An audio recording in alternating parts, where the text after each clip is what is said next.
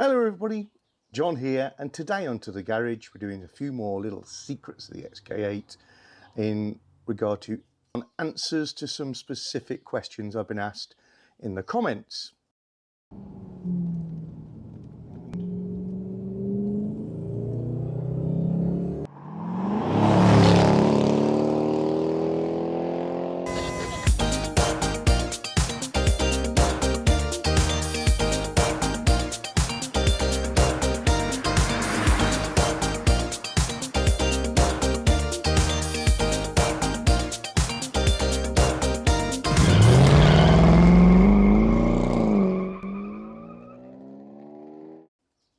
So, first one, I've been asked, how is the boot trim, this panel, held into place at the top on a convertible? And I believe it's the same as on a coupe. It is literally just tucked up behind the panel. So there's no clips, no Velcro, no screws. It just tucks up behind the bodywork. This cutout is because there's a little bolt, let's see if I can get it in shot for you, here, which holds this sheet metal in place. Next one is somewhat related. What's that big sheet of steel?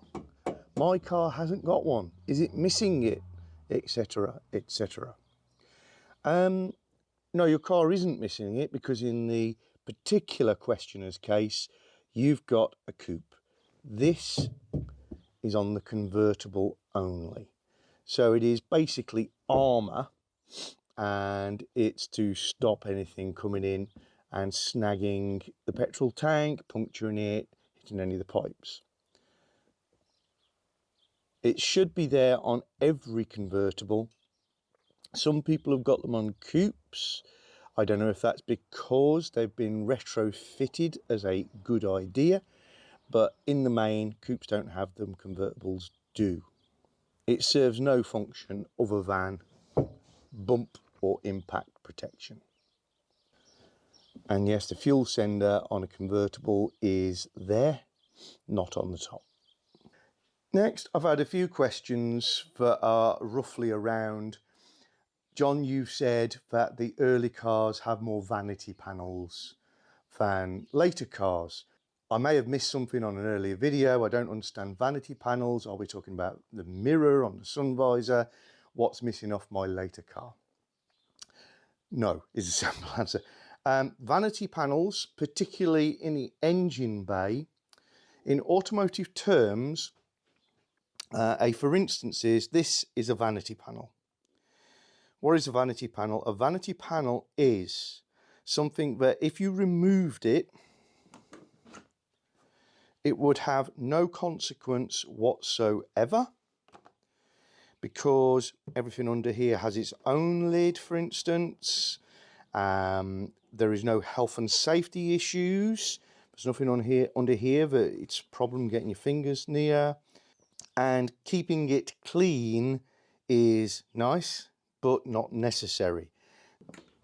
So the only reason that this vanity panel exists at all is, clues in the name, it looks a lot prettier with it fitted. So that's what we mean by a vanity panel.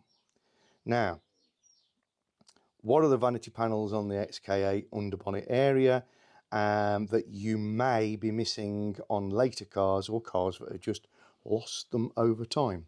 So these are the vanity panels, but all cars should have them.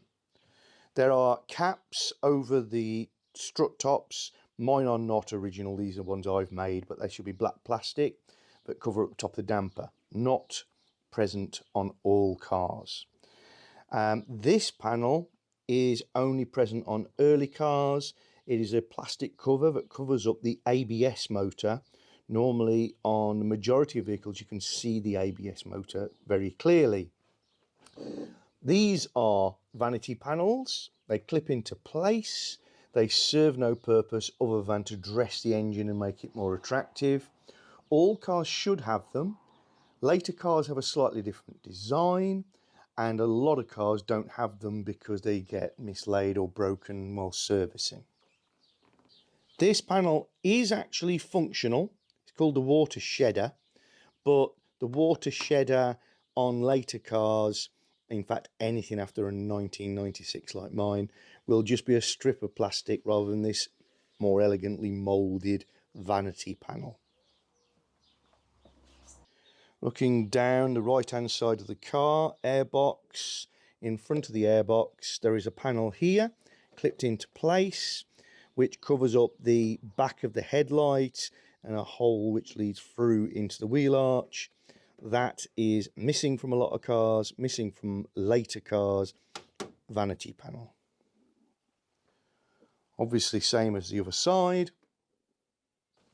And there's a panel that I don't have but is almost a legend. I think it's a rumour rather than a reality, but somebody else might be able to fill me in. This area here, right at the front of the car, I have seen pictures of early vehicles, as in prototypes, pre-production, with this covered over. And that could be because it's mocked up. The mechanical bits and pieces aren't there, but equally it could have been an intended vanity panel that never made it to production. I thought that all sports trim came with cloth inserts. Well, evidently you can see on mine it doesn't, but a lot of the early sports trim cars do have a sort of velour or Alcantara insert in the seat and a full leather steering wheel. It was an option on the sports models to have full leather and to have the wood wheel option, but it looks a little different because you have the black centre on the wheel with perforated leather, but wood top and bottom. So just a quick one today, because my voice has come back properly for a little while. I thought I'd just get that one in quite quick, but I shall be back in the garage probably more than a week before I get back in here now. So again, the gearbox servicing stuff is still on hold, not quite up to it, but I do have all of the torque settings for the various bolts underneath there, so we're ready to roll. Sorry. Right guys, I've got to go in now, have my tea and then get off to work. Speak to you soon. Bye. If you're enjoying our channel, then don't forget to subscribe and click the little bell icon so you get notifications of new videos. And please give us a thumbs up or thumbs down, and you can share the videos. And below the video is always the area where you can comment and get involved with the chat.